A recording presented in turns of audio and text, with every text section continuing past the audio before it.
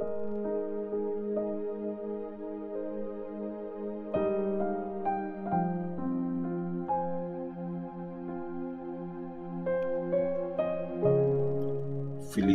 chapter 2. Ang pagiging humble at dakila ni Christ.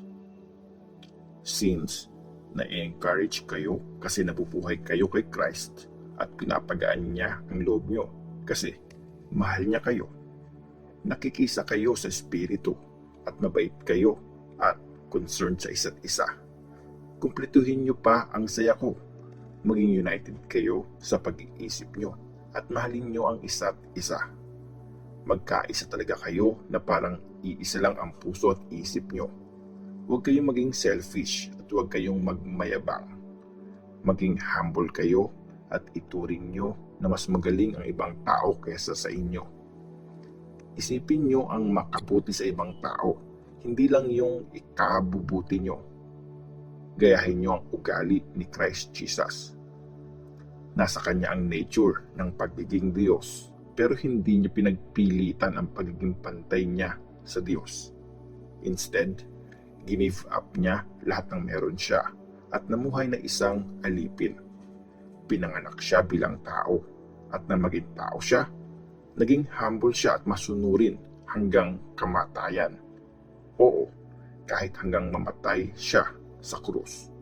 Dahil dito, nilagay siya ng Diyos sa pinakamataas na pwesto at binigay sa kanya ang pangalang pinakamataas sa lahat. Kaya sa pangalan ni Jesus, luluhod ang lahat ng nasa langit, nasa lupa, at nasa ilalim ng lupa. At sasabihin ng lahat na si Jesus Christ ay Panginoon para mapapurihan ang Diyos Ama. Mga ilaw ng mundo. Kaya nga, mga mahal kong kaibigan, since lagi nyo naman akong sinusunod nung kasama ko kayo, sana masundin nyo ako ngayong wala ako diyan. Magsikap kayo ng may takot at respeto sa Diyos para makumpleto ang kaligtasan nyo. Kasi ang Diyos ang kumikilos sa mga buhay nyo para maging willing kayong sumunod at gawin ang gusto niyang mangyari. Gawin nyo ang lahat ng bagay na hindi kayo nagrereklamo o nakikipagtalo para maging inosente kayo at malinis. Mga anak ng Diyos na walang bahid ng kasalanan, kahit nasa gitna kayo ng masasama at makasalanang mga tao.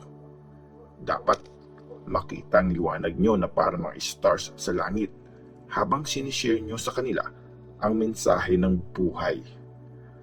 Pag ginawa niyo yun, magiging proud ako sa inyo sa araw ng pagdating ni Christ. Kasi alam kong hindi nasayang ang mga efforts at trabaho ko. Kung ibuhos man ang dugo ko na parang sacrifice sa pananampalataya na inoffer niyo sa Diyos, masaya pa rin ako at i-share ko sa inyong lahat ang saya ko. Kaya nga, dapat magsaya rin kayo at isama niyo rin ako sa saya niyo.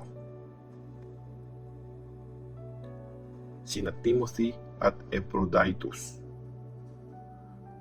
Kung gugustuhin ng Panginoong Jesus, papupuntahin ko na si Timothy sa inyo para ma-encourage ako sa mga ibabalita niya sa akin tungkol sa inyo. Wala na akong ibang kasama na kagaya ni Timothy na may concern talaga sa inyo. Lahat kasi nung iba pa, puro sariling interest lang ang inaatupag, imbes na yung mga para kay Jesus Christ. Pero kilala nyo naman si Timothy. Alam nyong tapat siya. Para ko siyang anak na kasama kong nag-preach na magandang balita. Kaya sana nga mapapunta ko na siya sa inyo pag nalaman ko na kung anong mangyayari sa akin.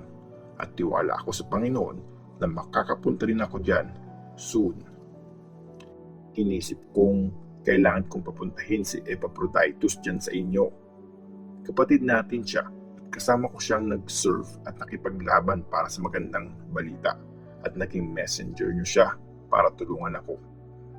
Gustong gusto na niyang makita kayong lahat. Nag-alala nga siya kasi nabalitaan niyong nagkasakit siya. Nagkasakit nga siya, muntik pa siyang mamatay, pero naawa ang Diyos sa kanya at hindi lang sa kanya, sa akin din. Kasi kung namatay siya. Sobrang lungkot na nun para sa akin. Kaya ngayon, mas lalo ko pang gustong papuntahin sa inyo si Epaphroditus para sumaya kayo kasi makikita niyo siya ulit at para hindi na rin ako malungkot. Kaya masaya niyo siyang i-welcome bilang lingkod ng Panginoon at irespeto niyo ang mga kagaya niya kasi tinaya niya yung buhay niya at halos mamatay siya sa pagsaserve kay Christ para makumpleto niya ang pagtulong niyo sa akin.